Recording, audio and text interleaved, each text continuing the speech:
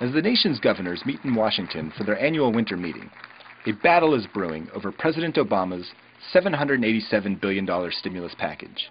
Every Democratic governor and many Republicans welcome the money, saying it will fill a critical hole in their shrinking state budgets. So this is very real. So for us to be able to have this stimulus money in a bipartisan way, and I think that's why these governors are all united about this, we know it helps people, and that's what this is all about. We've had to reduce our budget by about $7 billion over the past 2 years to keep us in balance. So these monies really are a blessing to help us. But a handful of Republican chief executives have criticized the package as bloated and wasteful. They say they're still trying to decide how much money they will take.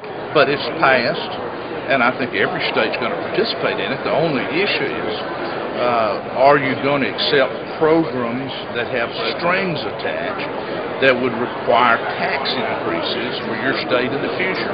We're not. Some governors dismiss the opposition as a purely ideological stance.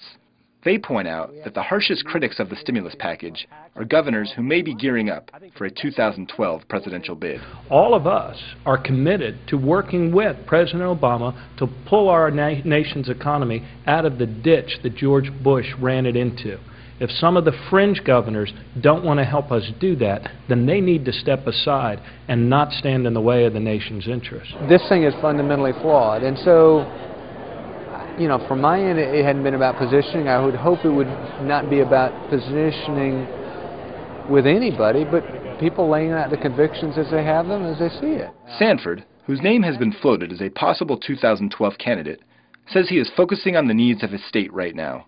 But he did recognize that there could be consequences for the losers of this battle. If it turns out that I'm wrong, which I don't believe I am, then it's going to be disastrous for Republicans. The Democrats will be vindicated, and the handful of Republicans that voted for it will be vindicated.